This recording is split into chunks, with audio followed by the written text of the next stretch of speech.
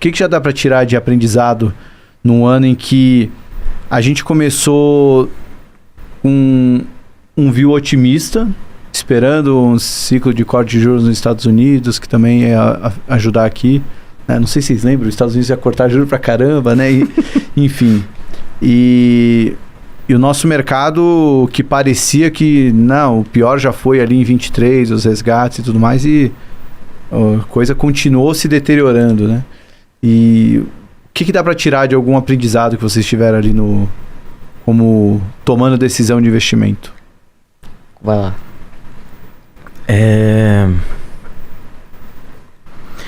Cara, eu tento pensar os investimentos que a gente faz como uma coisa mais probabilística, assim, né? Porque eu parto do princípio que eu vou errar o número e o cenário, não é uma coisa estática, mas você, assim, a quantidade de eventos que podem acontecer com aquela empresa é uma distribuição normal. Você quer se colocar na posição de, na maior quantidade de cenários possíveis, a empresa gera valor, ou você consegue ganhar dinheiro. E aí, dito isso, uma lição que ficou para mim pessoalmente desse ano foi estressar mais esses cenários, assim. Para algumas das empresas em que a gente investe, eu acho que a gente perdeu um pouco desse norte de se colocar sempre numa posição em que, cara, na grande maioria dos cenários a gente vai sair ganhador, assim. Então, essa foi uma coisa que estressar mais o balanço da empresa, olhar coisas off-balance, olhar mais, ser mais e mais diligente, assim. Essa foi uma coisa que ficou, pelo menos pra mim, que eu consegui pensar de bate-pronto. Pra mim é isso, é não pensar tanto no qual que seria o pior cenário possível pra essa empresa. O pior cenário possível é, sei lá, né, assim, assim, os grandes erros do ano foram empresas alavancadas. Então, o pior cenário possível é a empresa não se alavancar, não desalavancar, né? Num cenário de que ela se preparou para juros caindo e esses juros não caem, como começam a subir. E porque o mercado ele vai penalizar. Assim, ele vai, em algum momento, ele vai começar a acreditar que a empresa pode fazer um follow-on. E aí o executivo, o fundador, os controladores começam a se mexer. E quando ele começa a se mexer, o mercado começa a bater ainda mais. Então, assim, às vezes, eu acho que o grande aprendizado desse ano é não só pensar no upside, que essa empresa das empresas, mas como também pensar principalmente no downside. Que o downside ele pode ser realmente... fazer a antitese, né? A antitese. O que vai me fazer dar errado? O que precisa acontecer para essa tese? Para perder muito dinheiro com ela. Porque isso pode acontecer. É que eu acho que o aprendizado mesmo, de fato, nisso... para mim, mais importante do que fazer isso, acho que depois de ter feito, agora que já fizemos, né? Acho que o grande aprendizado fica na gestão do tempo. Acho que também.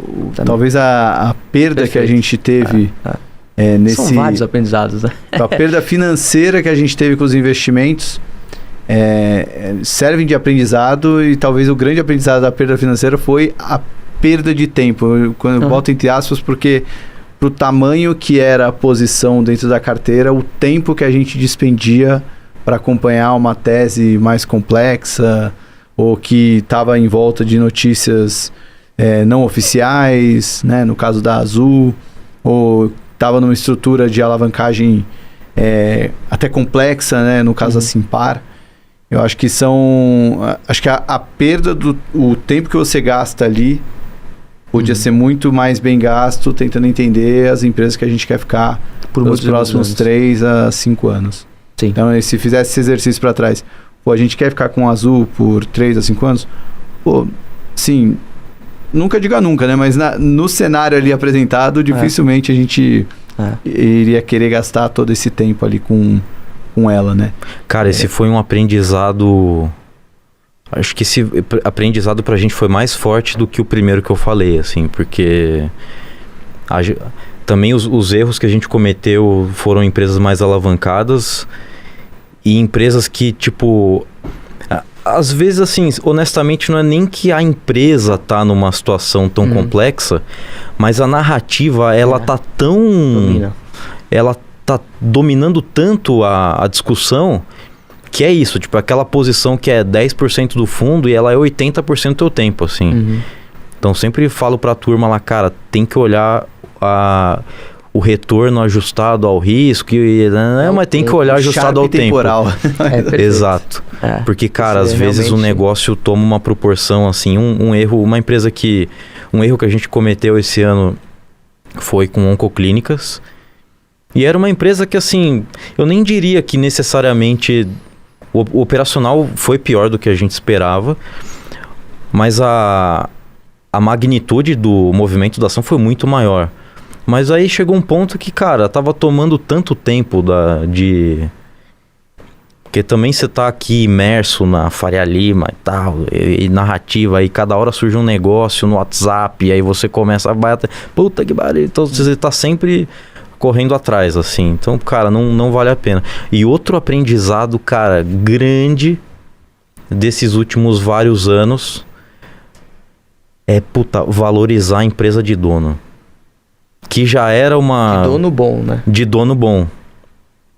Porque, cara, assim, empresa de dono não tem cenário perfeito, assim. Pô, empresa de dono tem suas controvérsias também, né? Pô, você pega Simpar agora com o deal da Vamos, gerou muita discussão e tal. Mas, cara, assim, corporation no Brasil...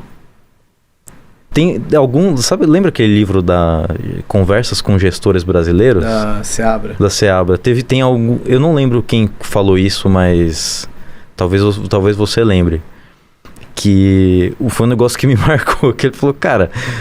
Eu não tô parafraseando ele. Tipo, minhas palavras. Tipo, cara... Conselheiro independente é o... cacete, tipo, eu quero conselheiro dependente, tipo, eu quero conselheiro que tá, cara, alinhado comigo ali, tipo, o cara que tem ação, eu não quero o cara independente, tipo, o que o cara independente tem a perder? O salário de conselheiro que ele tem? Então, dito isso, eu acho que aqui no Brasil, cara...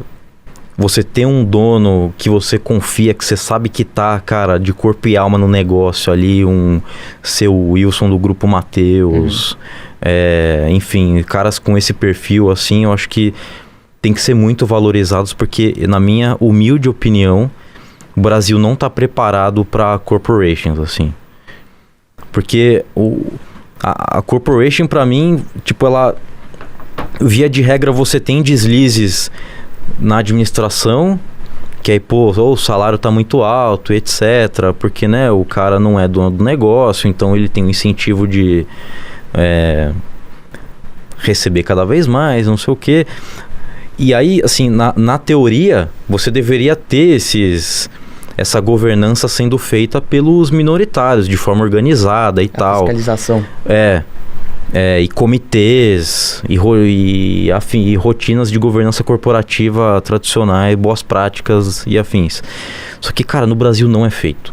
Não adianta. Tipo, um caso que me marcou foi o caso do Assaí. Que depois do spin-off, beleza, tava listado. E aí todo mundo enchendo o saco. Pô, mas o management não ganha ações. O salário é muito alto. Olha o salário desse conselheiro aqui, meu Deus.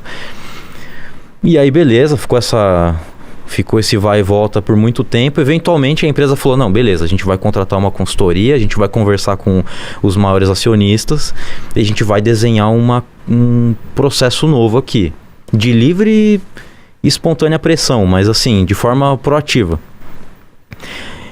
E aí, assim, passado algum tempo, a RI tava ligando pra gente pra implorar pra participar da assembleia.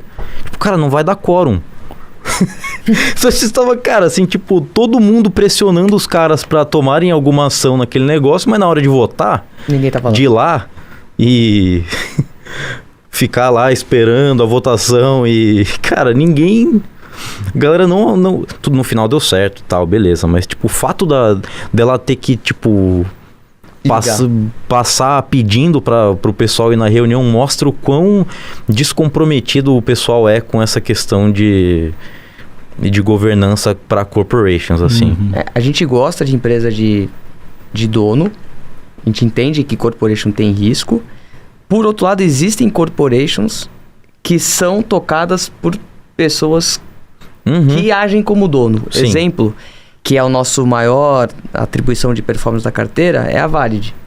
Apesar de não ter um dono específico, um controlador, a gente tem lá o Alaska que está por trás, a 41, que acabam fiscalizando, o próprio Luiz Alves Paz de Barros, que acabam fiscalizando o que os executivos têm feito ali. Sim. Então, a Leblon na Prina. A própria Leblon na Prina. Então, assim, poderia ser um incentivo para uma empresa como a Valid não diminuir de tamanho, não se tornar enxuta, né? Porque quando você tem uma empresa muito grande, é fácil justificar o teu salário ali e tudo mais. O que eles têm feito é o contrário. Eles têm tornado a empresa mais enxuta e pensado muito em geração de valor. Então, assim, acho que a chance de você encontrar boas empresas bem tocadas e bem fiscalizadas no mundo da corporação é realmente mais difícil. E a gente até prefere empresas assim que tenham donos, controladores, família, né? Mas existem casos como esse de Valid, de empresas que estão sendo muito bem monitoradas pelos sócios que estão ali nos comitês. Quando você tem um acionista de referência que está presente ali e tal. Private Equity tem outras complexidades. Exatamente. Aí, mas assim, quando você tem um acionista de referência, que você conhece, tá alinhado, que você sabe que tá com os interesses no lugar certo ali, cara, dá um conforto bastante grande. Alinhamento é a palavra. Né? Alinhamento o exemplo do Paraná com a Smiles, talvez uma das melhores empresas que eu já investi, mas um dos piores investimentos.